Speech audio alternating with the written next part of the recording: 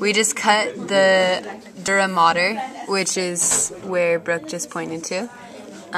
It's the outer layer of the brain, but it's not connected to the brain, it's just surrounding it. The central sulcus is... It's going to be right here. Right You're going to there. find it further anterior in the sheep brain than in the human brain, because the sheep brain has less frontal lobe than the human brain does. But yeah, it's going to be right here. And you can see, actually, if you look right here, you can see, so we talk about the pia mater, you remove the dura mater. The pia mater is what has all of this, all the blood vessels in it. And so you can see right here, part of the pia mater has been removed even. And you can see just the brain right there. There are no blood vessels in it. And so if you were to peel this back, you would see even more of the pia mater removed. But central sulcus right here, and then longitudinal fissure down the center. Here we're gonna name all of the outside features of the brain. Right here, we have the cerebellum. This is the spinal cord. This is the occipital cortex. Right, cerebrum. Right. These right here are the parietal cortexes.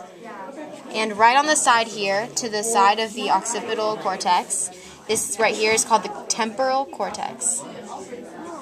This is known as the frontal cortex, attaching the cerebellum from the medulla. There we go. Look at that. There you have it. There we go. Here it is. Now we're going to make the midline cut.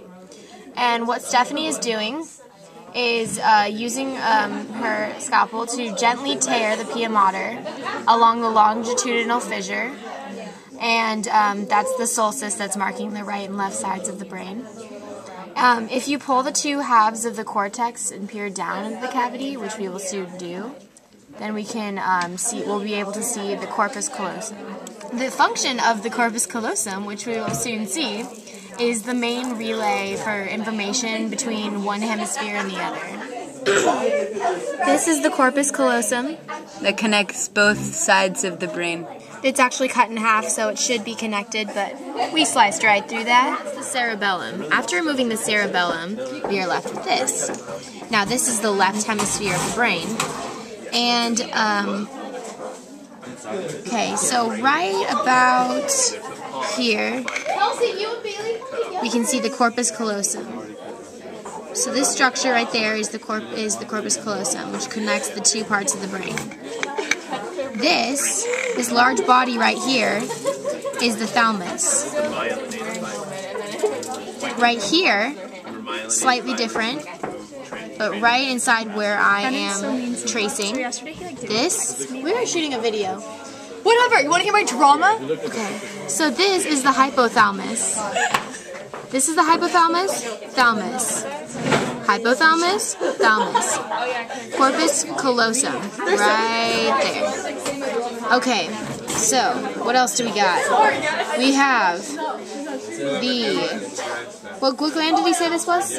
Pituitary gland. This is the pituitary gland. It's not exactly a part of the brain, but it's good to know that it's located directly beneath. Okay, so this is after cut number 1. And this right here, this white part coming out from the center is the corpus callosum.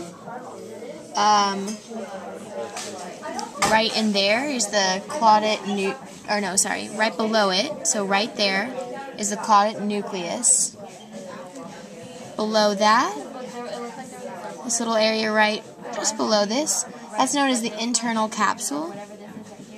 And way towards the outside here is the pitumen.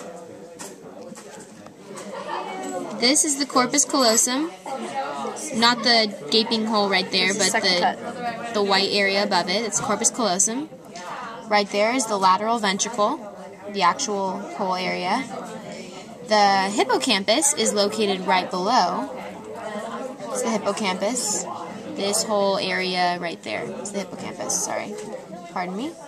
And the thalamus is this large region just below it. So right in here, that's the thalamus. Alright, this is the third slice. I don't like calling it a slice of the brain. That just sounds grotesque, but whatever. Okay, I'm gonna shut up. This is this right in this area, this whole section, the top portion of it is called the superior colliculus. Colliculus. Oh goodness. Colliculus. People are gonna make fun of me after this. right in here, which is actually cut out, but there should be a section almost like diamond shape that's like a hole right there, and that's what's known as the cerebral aqueduct, and it's also known as the midbrain. This whole area is known as the midbrain.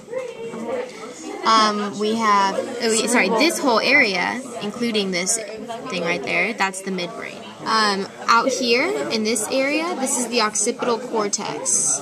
So right around here, occipital cortex.